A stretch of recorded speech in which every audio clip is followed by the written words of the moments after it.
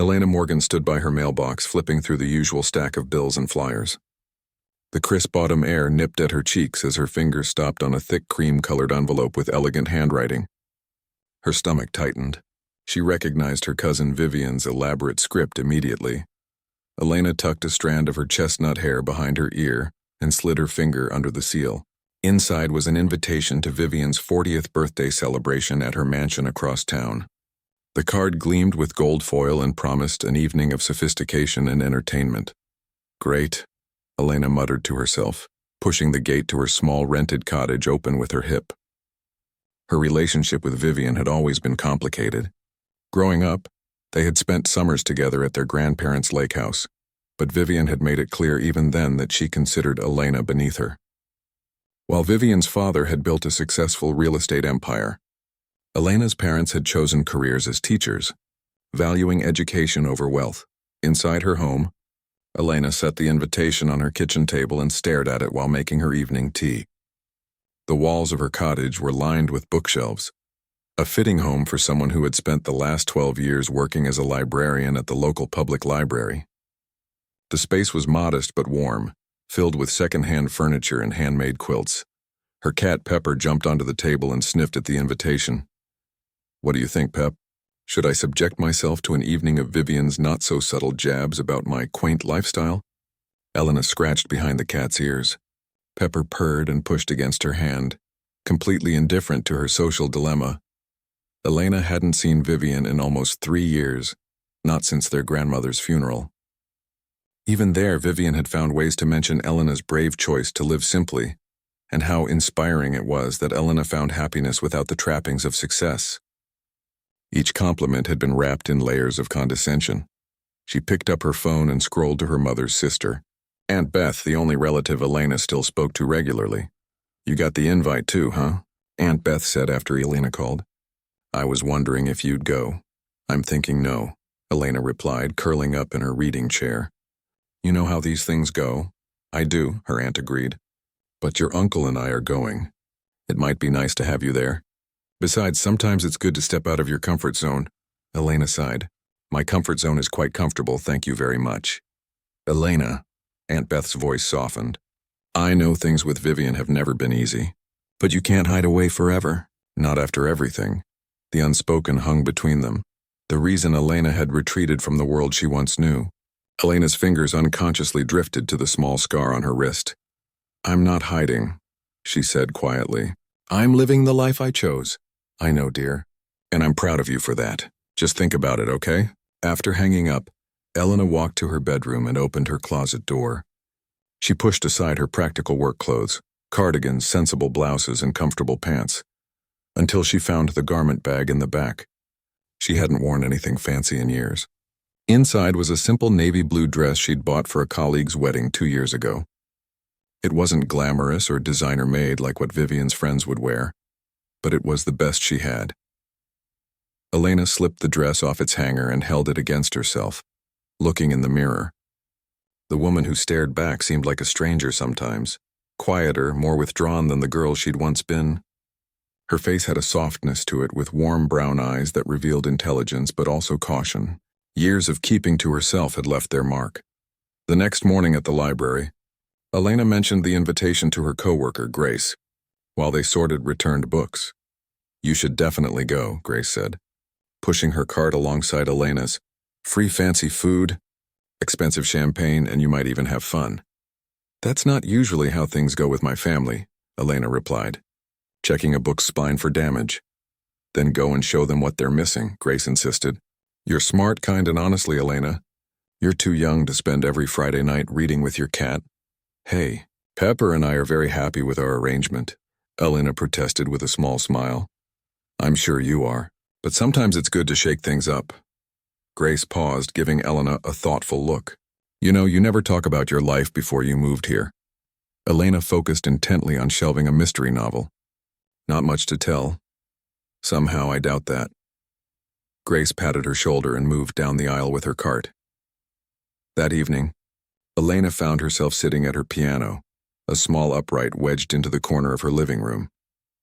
She rarely played anymore, The instrument served more as a place to display framed photos and stack books. She ran her fingers over the keys without pressing them, feeling the familiar cool ivory beneath her fingertips.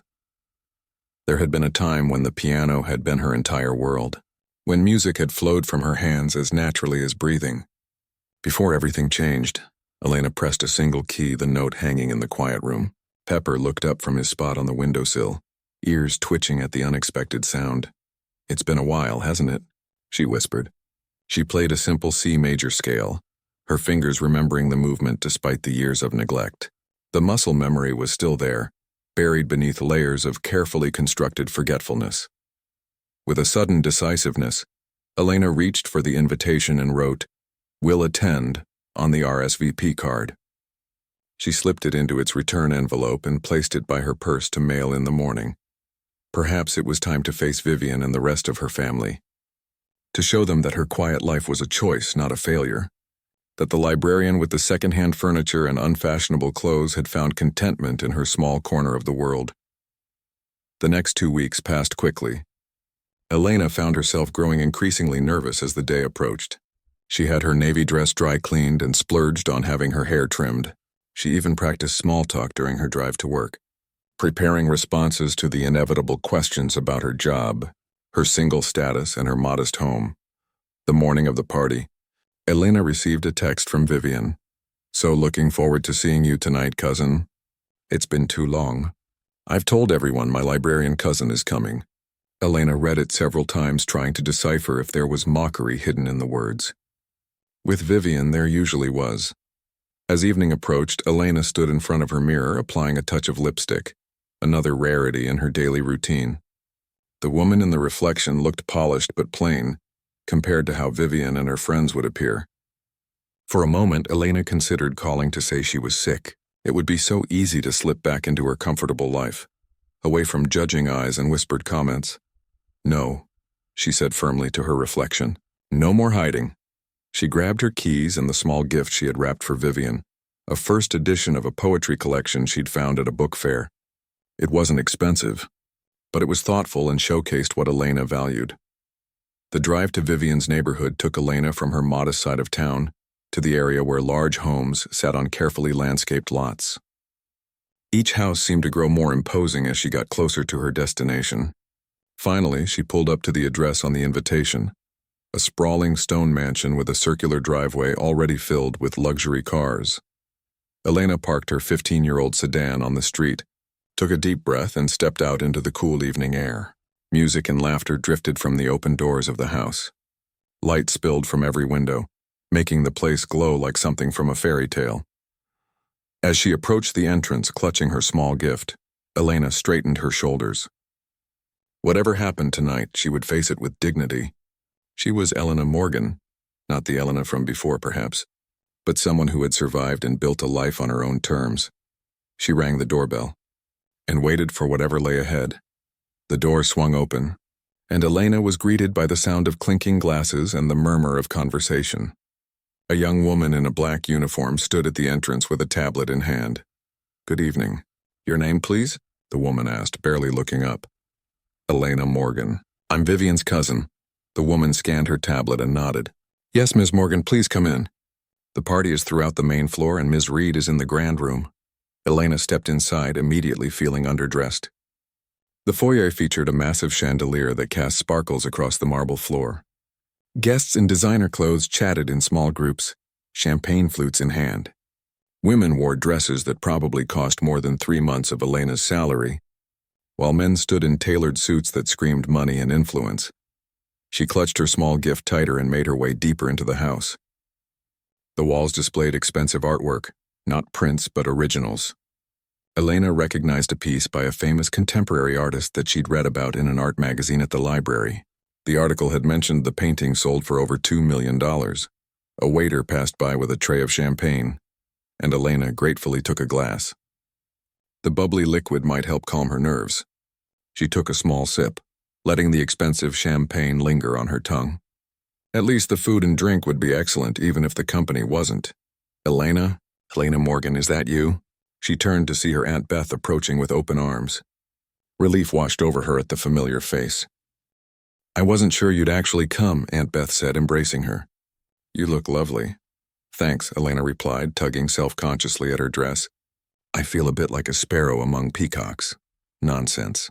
You look perfectly fine, Aunt Beth assured her, though her eyes betrayed a hint of agreement. Come on, let's find your Uncle Tom. He's been cornered by one of Vivian's husband's business associates for the last 20 minutes and could use rescuing. They made their way through the crowded rooms. Elena noticed how the other guest's eyes would slide over her, assess her plainness, and move on to more interesting targets. She was used to being overlooked, had even come to prefer it. But tonight it stung a little more than usual. Uncle Tom was indeed trapped in conversation with a red-faced man who was gesturing emphatically about something. He caught sight of them and relief flashed across his face. There's my favorite niece, he said loudly, cutting off his conversation partner mid-sentence. Excuse me, Philip, family matters. The man looked annoyed but nodded and wandered off toward the bar. Thank goodness, Uncle Tom said, giving Elena a quick hug. If I had to hear one more minute about the real estate market in the Hamptons, I might have jumped out the window. Elena laughed, feeling some of the tension ease from her shoulders. Happy to be of service. Have you seen our hostess yet? Uncle Tom asked. Not yet. I just arrived. Well, brace yourself, he warned with a wink.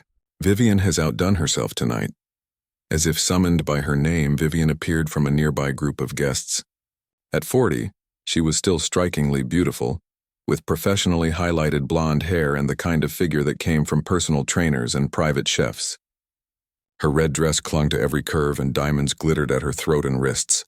Elena, Vivian exclaimed, her voice carrying just a bit too loudly. Heads turned in their direction. You actually came.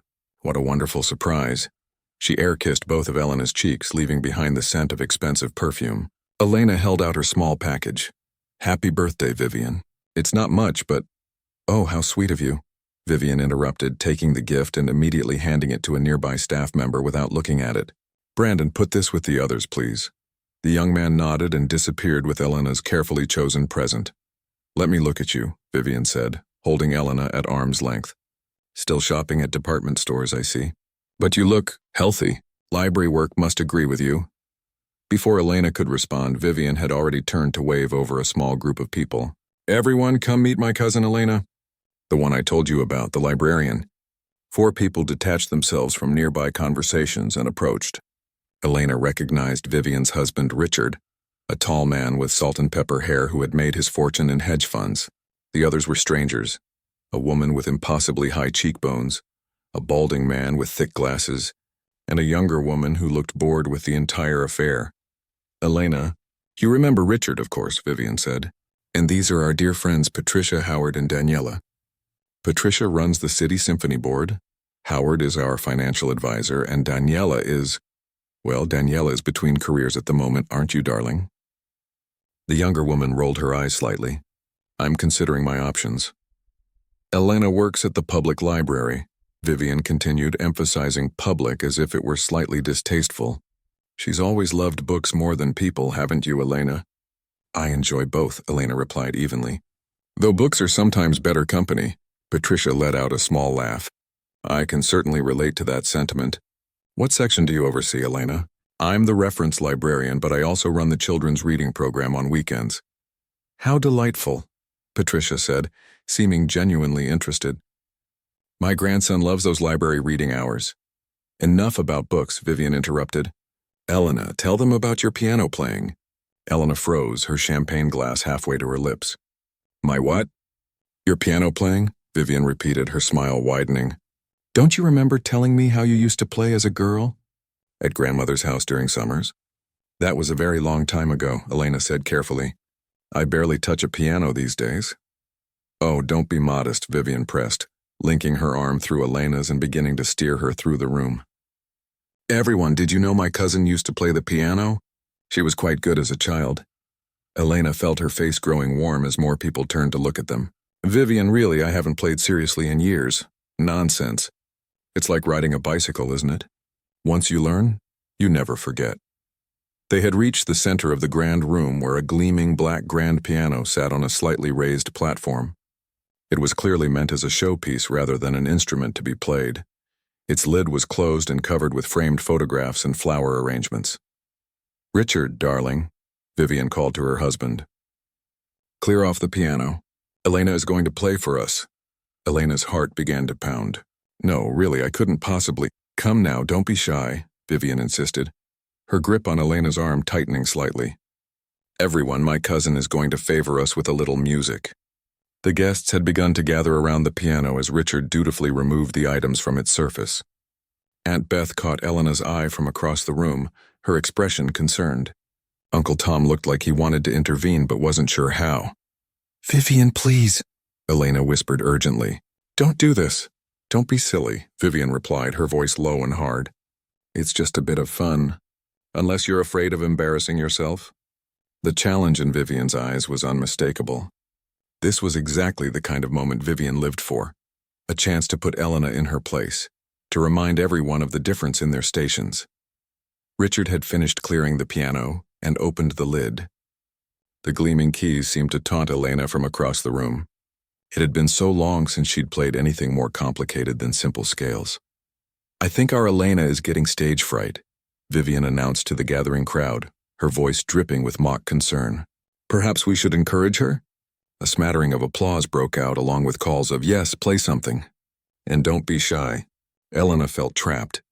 To refuse now would only make her look foolish and give Vivian exactly what she wanted. Proof that her plain, ordinary cousin couldn't measure up to the sophisticated crowd. Vivian was practically pushing her toward the piano now.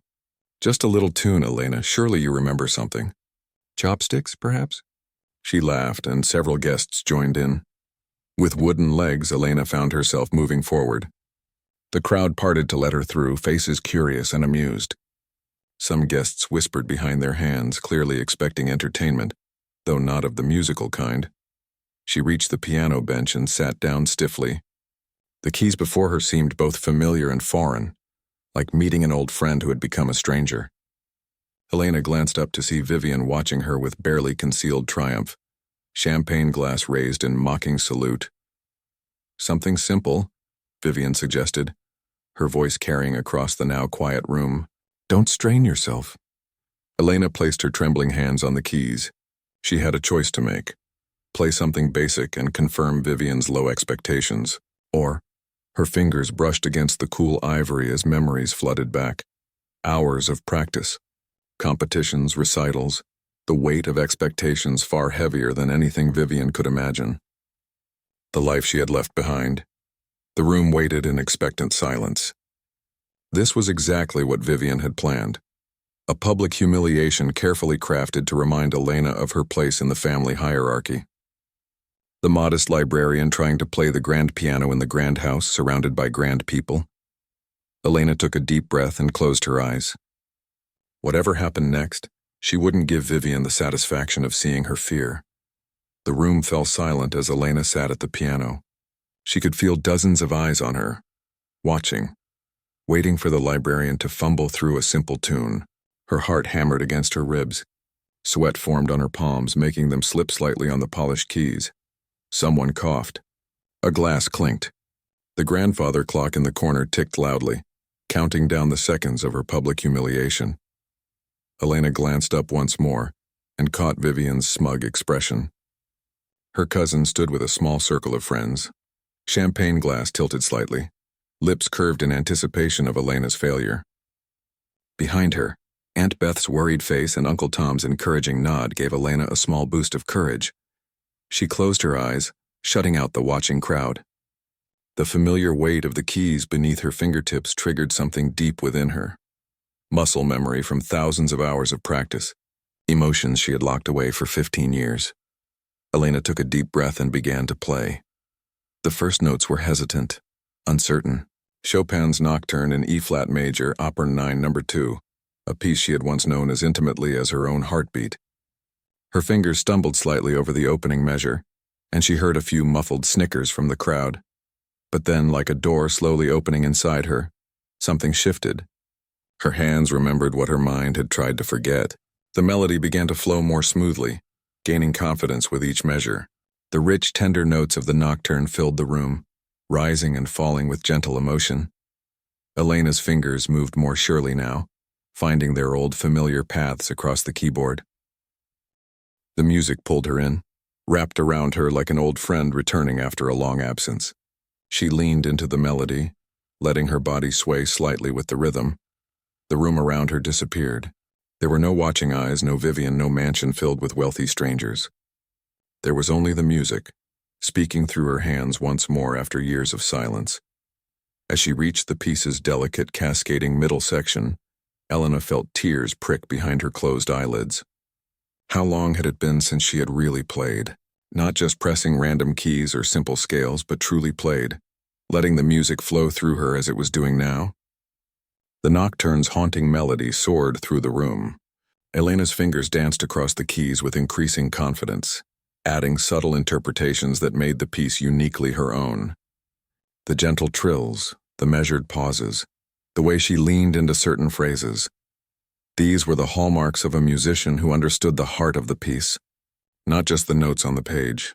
Without conscious thought, Elena transitioned from the nocturne into Debussy's Clair de Lune, its dreamy, impressionistic quality floating through the air like moonlight on water. Her technique returned fully now, her fingers remembering what her mind had tried to forget. The watching crowd had gone completely still. No one whispered, no one shifted position, no one reached for another drink. All eyes were fixed on the plain woman in the navy blue dress, transformed now by the music flowing from her hands. Vivian's smug smile had vanished, replaced by wide-eyed shock.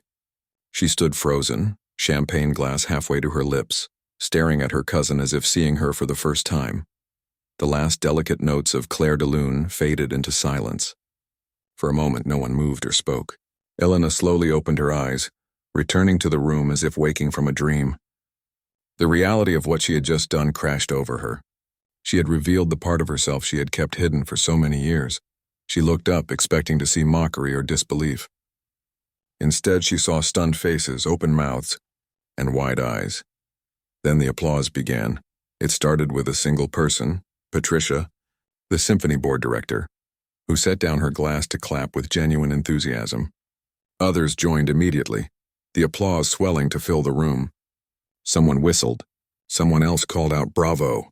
Uncle Tom was beaming, clapping loudly and nudging people around him as if to say, "That's my niece." Aunt Beth wiped away a tear, her face a mixture of pride and sorrow for all the years Elena had kept this gift locked away. Elena sat motionless, overwhelmed by the response. Her hands rested in her lap, still trembling slightly from the emotional exertion of playing again after so long. A tall, distinguished man with silver hair and wire-rimmed glasses pushed through the crowd toward her. He stopped at the piano, his expression a mixture of surprise and intense interest. "That was extraordinary," he said, his voice carrying even as the applause began to die down. "Absolutely extraordinary. I don't believe we've been introduced. I'm Arthur Reynolds." The name hit Elena like a physical blow. Arthur Reynolds, director of the City Philharmonic, one of the most respected figures in classical music. She had never met him, but she knew his reputation well. "Elena Morgan," she replied softly, extending her hand. He shook it firmly, studying her face. "You play beautifully, Miss Morgan. Such emotion, such control. Where did you study?" Before she could answer, Vivian appeared at Arthur's elbow. Her composure somewhat recovered, but her eyes still wide with shock. "Arthur, I had no idea you two hadn't met," she said, her voice overly bright. "Elena is my cousin. I've been telling everyone about her talent." Arthur raised an eyebrow, clearly not fooled by Vivian's sudden supportive attitude. "Have you? How fortunate that you arranged this impromptu performance then." It was quite moving. Vivian's smile tightened slightly. "Yes, well, family talents should be shared, don't you think?" People were pressing closer now, eager to meet the surprise pianist. Elena found herself surrounded by guests who had ignored her earlier, all now curious about the plain librarian with the unexpected gift. "Where did you train? Do you perform professionally?" That Debussy was simply transcendent. The questions came from all sides. Elena felt lightheaded, overwhelmed by the attention after years of quiet anonymity. She looked desperately for a way to escape, but found herself trapped by the admiring crowd. Arthur Reynolds seemed to sense her discomfort. He raised his hand slightly and the group quieted. "Perhaps we could give Miss Morgan some space. I'm sure she didn't expect to be the entertainment this evening." "Not at all," Vivian cut in, linking her arm possessively through Elena's. Elena is always so modest about her playing. I practically had to force her to perform tonight. The irony of Vivian's words wasn't lost on Elena, who had to suppress a hysterical laugh. Only 20 minutes ago, Vivian had been setting her up for public humiliation. Now she was claiming credit for discovering a hidden talent. "It's been a very long time since I played seriously," Elena said, finding her voice at last. "I'm quite out of practice." "Out of practice?" Patricia exclaimed. "My dear, that was some of the most sensitive Chopin I've heard in years. And if that's you out of practice, I can only imagine what you sound like in form." Arthur was still watching Elena closely, his head tilted slightly as if trying to place her. "Morgan," he repeated thoughtfully. "Elena Morgan. There's something familiar about your style, your interpretation, especially in the Chopin." Elena felt a chill run down her spine. She had hoped no one would make the connection, not after 15 years. "I doubt it," she said quickly. "As I said, I hardly play anymore." "No," Arthur insisted, his eyes narrowing. "I never forget a musician's touch. You remind me of someone, a young pianist from years ago. Very promising. She disappeared from the concert circuit quite suddenly." He snapped his fingers. "That's it. The Morgan girl. The prodigy who was making such waves in the classical world back in the early 2000s. Eleanor Morgan, I think it was." The room had gone quiet again. All eyes moved from Arthur to Elena, who felt the blood drain from her face. "Elena," she corrected softly. "Not Eleanor. It was always Elena." A murmur ran through the crowd. Arthur's eyes widened with realization. "Good heavens," he said. "It is you. Elena Morgan, the child prodigy. You played Carnegie Hall at 13. You were set to tour Europe. And then you just vanished from the music world." Vivian's grip on Elena's arm had gone slack. She was staring at her cousin as if she'd never seen her before. "You?" Vivian whispered. "That was you? The pianist everyone talked about?" Elena nodded, feeling as though she might be sick. This was exactly why she had avoided playing in public for so long. The questions, the recognition, the memories, it was all too much. "I don't understand," Vivian continued, her voice rising slightly. "If you were that Elena Morgan, why on earth are you working as a librarian? Why are you living in that tiny house? Why didn't you ever say anything?" The hurt and confusion in Vivian's voice were genuine. For all her cousin's faults, Elena realized Vivian truly couldn't comprehend walking away from fame and recognition. "Because music stopped bringing me joy," Elena said simply, "and I found joy in other things." The party had shifted entirely. What had begun as Vivian's celebration had somehow transformed into Elena's unexpected coming out. Guests who had barely glanced at her earlier now hovered nearby, hoping to catch fragments of her conversation with Arthur Reynolds. Vivian stood slightly apart, her perfect party face showing cracks of confusion and disbelief. Arthur guided Elena to a quiet corner of the room, away from the most persistent onlookers. Patricia from the symphony board joined them, along with Uncle Tom and Aunt Beth, who had pushed through the crowd to reach their niece. "Are you all right?" Aunt Beth asked, squeezing Elena's hand. That was quite a moment. Elena nodded, though she felt anything but all right.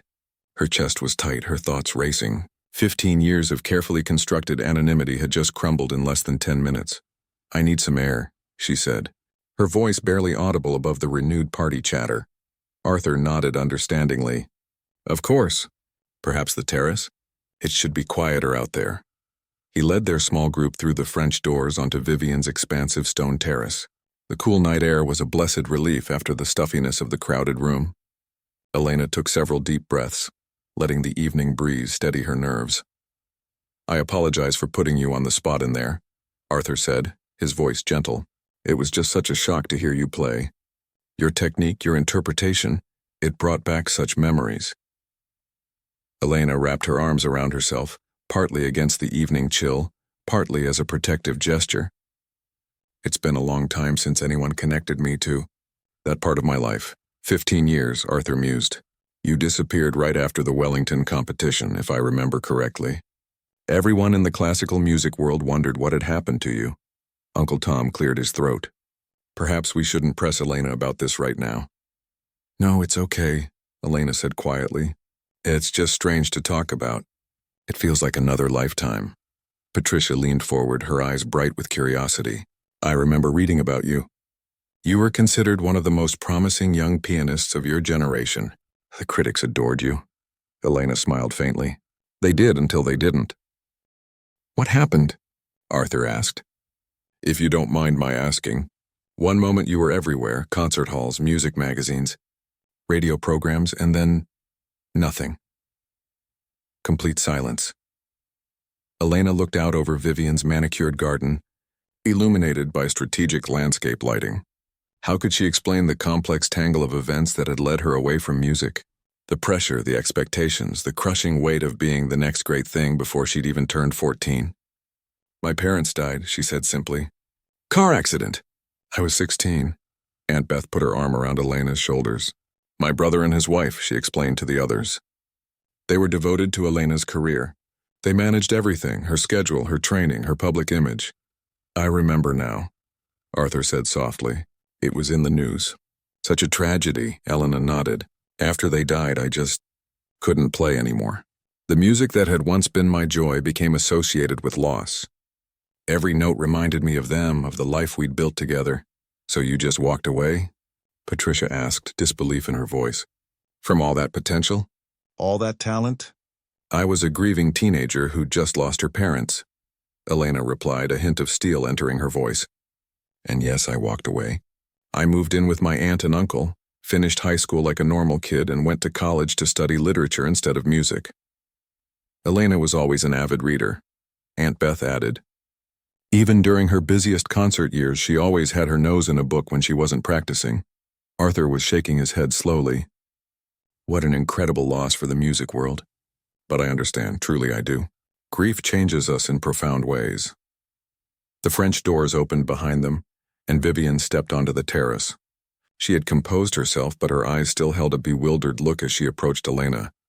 Everyone's asking about you, she said. I didn't know what to tell them. Tell them I needed some air, Elena replied. Vivian hesitated, then blurted out, Why didn't you ever tell me? All these years and you never mentioned that you were famous, Elena sighed. I was never famous, Vivian. I was a promising young musician who had a brief moment in the spotlight.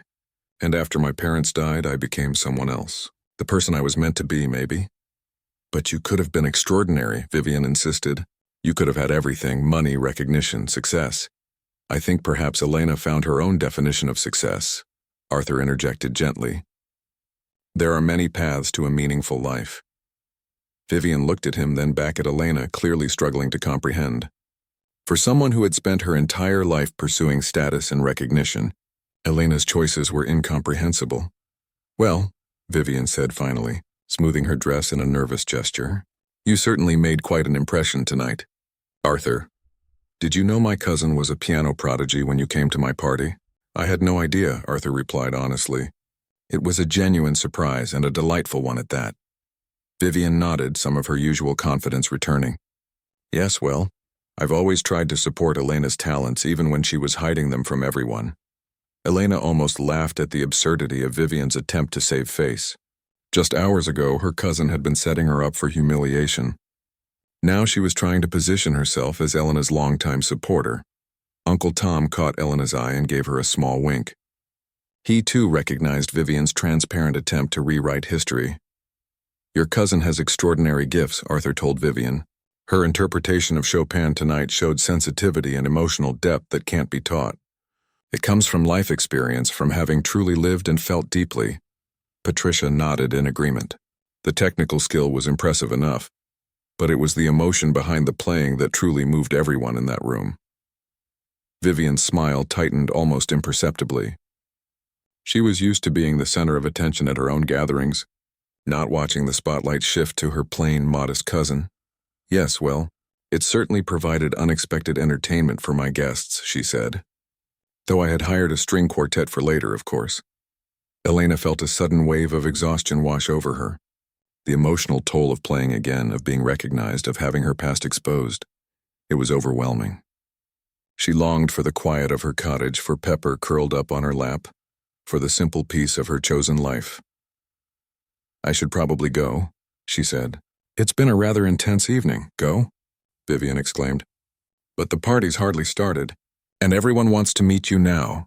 Let the poor girl breathe, Vivian, Uncle Tom said firmly. This isn't a concert. It's supposed to be a family gathering. Arthur reached into his pocket and pulled out a business card, offering it to Elena. I know this is a lot to process right now, and tonight is not the time for decisions, but when you've had a chance to think, I'd very much like to talk with you about music again. No pressure, just conversation between two people who love Chopin. Elena hesitated, then took the card. Thank you. I can't promise anything, but maybe. That's all I ask, Arthur replied with a kind smile. Music has a way of finding its path back to those who truly understand it. As they made their way back inside, the party had returned to its normal rhythm. The string quartet Vivian had mentioned was setting up in one corner. Guests had returned to their drinks and conversations, though many eyes still followed Elena as she moved through the room. Several people stopped her to compliment her playing or ask questions about her background. Elena answered politely but briefly, unwilling to delve deeper into her past with strangers.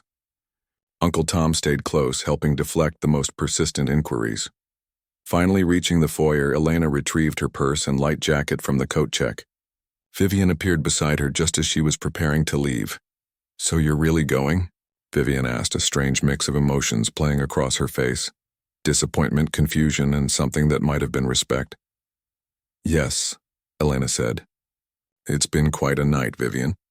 Not exactly what either of us expected. Vivian let out a short laugh. You can say that again. I've been hosting parties for 15 years, and I've never had one take such an unexpected turn. They stood in awkward silence for a moment, years of complicated family dynamics hanging between them. Why did you hide this from me? Vivian finally asked, her voice softer than Elena had ever heard it. All these years I thought I knew who you were, the quiet bookworm, the plain librarian. But you're something else entirely. Elena considered the question. I didn't hide it just from you, Vivian. I hid it from everyone, including myself. After my parents died, that part of me died too. Or at least I thought it had. Until tonight, Vivian said. Until tonight, Elena agreed. Well, Vivian said, straightening her shoulders and regaining some of her usual poise, you certainly gave my guests something to talk about. I suppose I should thank you for that at least. Elena smiled faintly. It was as close to graciousness as Vivian could manage under the circumstances. Happy birthday, Vivian. It was an interesting evening. As Elena stepped out into the night, she felt oddly lighter than when she had arrived. Something that had been tightly coiled inside her for 15 years had begun to unwind. The music had found its way back to her fingers, if only for a brief moment. She looked down at Arthur Reynolds' business card, still clutched in her hand. Tomorrow she would return to her quiet library, to her books and her simple life, but tonight had opened a door she had thought permanently closed. Whether she would step through that door remained to be seen. But for the first time in 15 years, she was at least willing to consider the possibility. The following morning, Elena woke to her phone buzzing persistently on her nightstand. Pepper was curled at her feet, one eye open in mild annoyance at the disturbance. Elena reached for the phone, squinting at the screen. 6 missed calls, 11 text messages, and an inbox full of new emails. Good grief, she muttered, sitting up and running a hand through her sleep-tousled hair. The calls were from Aunt Beth, Uncle Tom, her co-worker Grace, and 3 numbers she didn't recognize. The texts ranged from concerned check-ins from family to exclamations from Grace, who had somehow already heard about what happened at the party. The emails were from people she hadn't spoken to in years, former teachers, old acquaintances from her music days, and several from Arthur Reynolds. News traveled fast, especially in the close-knit world of classical music. Elena set the phone down without responding to anyone and padded to the kitchen to make coffee. She needed time to think, to process the events of last night before facing the barrage of questions and reactions.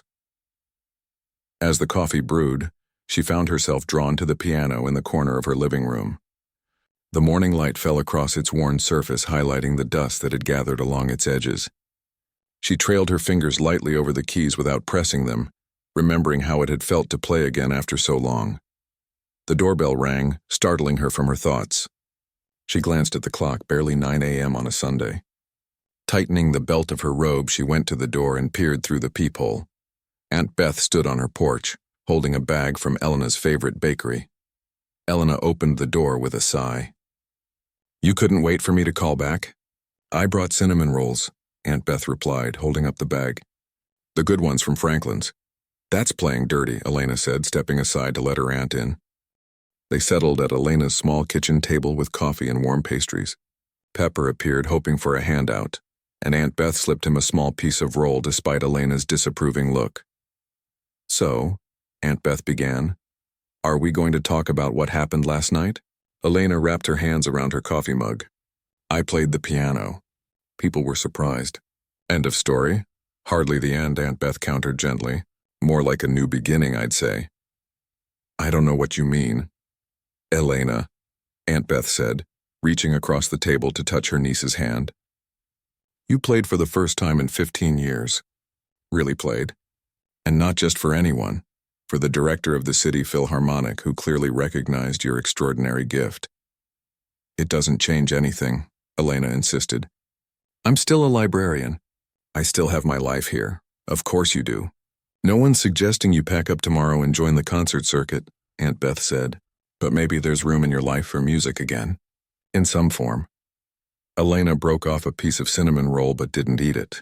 I don't know if I want that door reopened. Why not? Because it hurt too much when it closed, Elena said quietly. Music wasn't just something I did, it was who I was. Who Mom and Dad shaped me to be. When they died, continuing felt like trying to finish a story when the authors were gone. Aunt Beth nodded slowly. I understand that. But you're the author of your life now, Elena. You have been for a long time. Maybe last night was a sign that you're ready to write a new chapter. Before Elena could respond, her phone buzzed with an incoming call. The screen showed an unfamiliar number, but the area code was local. You should get that, Aunt Beth said, rising to refill her coffee cup. I'll give you some privacy. Elena hesitated, then answered. Hello? Ms. Morgan? Elena Morgan? A woman's crisp voice came through the line. This is Patricia Chen from the Westlake Symphony Board. We met last night at Vivian Reed's party. Yes, I remember, Elena replied, her stomach tightening.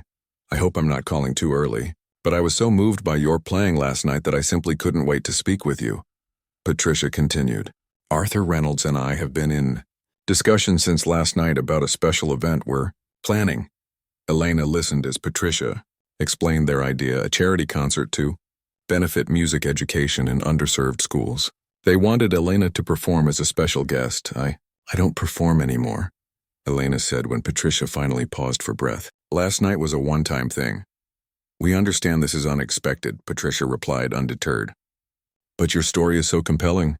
The return of a prodigy after years away from music. It would be an incredible draw for donors. Elena felt a flash of annoyance. I'm not interested in being a curiosity or a fundraising gimmick, Ms. Chen. Of course not, Patricia said quickly. That came out wrong. Your talent speaks for itself, Ms. Morgan. The story is secondary to your extraordinary musicianship. I have a job, Elena said. A life that doesn't include concert performances. We're not asking for a career change, Patricia assured her. Just one evening for a cause I think you might care about. The proceeds will help put instruments and music teachers in schools that have lost their arts funding. Elena was silent for a moment. That was a cause close to her heart. Her work with children at the library had shown her how hungry young minds were for creative outlets. Can I think about it? She finally asked. Of course, Patricia said, the excitement clear in her voice. Take all the time you need. Well, at least until Friday. That's when we need to finalize the program. After getting Patricia's contact information, Elena hung up and found Aunt Beth pretending not to have been listening from the kitchen.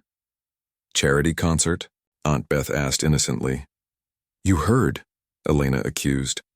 Maybe a little, her aunt admitted. What are you going to do? Elena sighed. I don't know. The rest of Sunday passed in a blur of phone calls, messages, and Elena trying to sort through her jumbled emotions. By evening, she had heard from 3 former teachers, a music journalist who had covered her early career, and Arthur Reynolds himself, who called to personally extend the invitation to the charity event. No pressure, he assured her, though his enthusiasm was palpable. But what you did last night was remarkable. To step away from the piano for 15 years and still play with such emotional depth and technical precision, it's a rare gift. Elena, I was rusty, she protested, gloriously, authentically rusty. Arthur replied with a chuckle, which only makes it more impressive. Monday morning brought no clarity. Elena went to work at the library, hoping the familiar routine would settle her thoughts. Instead, she found herself distracted, her mind drifting to the feel of piano keys beneath her fingers, the sweep of music as it had flowed through her at Vivian's party. "Earth to Elena," Grace said, waving a hand in front of her face. "You've been staring at that same book spine for 5 minutes." Elena blinked. "Sorry, just tired." "Uh-huh," Grace said skeptically. "It wouldn't have anything to do with your show-stopping piano performance that has the whole town talking, would it?" Elena nearly dropped the book she was holding. "The whole town? How did you even hear about that?" "My cousin's wife's brother was at the party," Grace explained. "Word spreads fast. Why didn't you ever tell me you were some kind of piano genius?" "Because I'm not," Elena said firmly. "Not anymore. I used to play, that's all." "That's not what I heard," Grace pressed. "I heard you made grown men cry with your Chopin." Elena rolled her eyes. "Now you're just being dramatic." "Maybe," Grace conceded with a grin. "But seriously, why keep it secret all these years? We've worked together for what, 5 years? And I had no idea." Elena shelved the book she'd been holding and picked up another from the cart. It was part of another life. "Before my parents died, I put it behind me. Until Saturday night," Grace pointed out. "Until Saturday night," Elena agreed quietly. The week continued in much the same way, Elena trying to maintain her normal routine while the past she'd left behind kept intruding. On Wednesday, a local newspaper reporter called, asking for an interview about her dramatic return to music. Elena politely declined. On Thursday, she received an email from a piano instructor asking if she would consider taking on a few gifted students. Each request, each reminder of her former life, forced Elena to question the boundaries she had so carefully constructed. The library, her books, her quiet cottage, these had been her refuge for 15 years. Was she ready to let music back in, even in a small way? Friday morning arrived. The deadline Patricia Chen had given her for a decision about the charity concert. Elena sat at her kitchen table before work, Arthur Reynolds' business card in one hand, her phone in the other. Pepper jumped onto the table and head-butted her hand, demanding attention. Elena scratched behind his ears absently. "What should I do, Pep?" she asked. "Stay safely in the life I've built or risk opening that door again?" The cat, of course, offered no advice beyond a contented purr. With a deep breath, Elena dialed Patricia's number. "Ms. Chen?" "It's Elena Morgan." "About the charity concert." "I've made my decision." 2 months later, Elena stood backstage at the Westlake Concert Hall, her heart hammering against her ribs. She smoothed the fabric of the simple black dress she had bought for the occasion. Not as elaborate as what the other performers wore, but elegant in its simplicity. Arthur Reynolds appeared at her side, resplendent in his conductor's tails. "Nervous?" he asked kindly. "Terrified," Elena admitted. "I haven't performed in front of an audience this size since I was a teenager." "You'll be wonderful," he assured her. "Just like in rehearsals." The past 2 months had been a whirlwind of preparation. Elena had kept her job at the library, but arranged for flexible hours to accommodate weekly practice sessions with Arthur. The piano so long neglected in her living room had been professionally tuned and restored to its former glory. Her fingers had grown stronger, more confident with each passing day, as muscle memory and fresh dedication combined to bring her skills back to life. She peered through the curtain at the packed auditorium. The charity event had sold out within days of the announcement that former prodigy Elena Morgan would be performing. In the front row, she spotted Aunt Beth and Uncle Tom, beaming with pride. And, surprisingly, Vivian and Richard, dressed impeccably as always. Vivian caught her eye through the gap in the curtain and gave her a small, genuine smile. The relationship between the cousins had shifted since the night of the party. Not exactly friendship, but a new respect had formed. Vivian had even visited the library last week, supposedly to find a book, but really to ask how Elena's preparations were going. 2 minutes, the stage manager called. Elena took a deep breath, centering herself. She wasn't returning to her old life. She had no desire to become a touring concert pianist or to resurrect the career her parents had planned. The library was still her home, her books still her daily companions, but she had made room in her life for music again, on her terms. One charity performance, A few gifted students she had agreed to mentor on weekends. The joy of playing for herself, reconnecting with the part of her that had been silenced for too long. As she walked onto the stage to enthusiastic applause, Elena felt not like a returning prodigy, but like a woman who had finally reconciled her past with her present.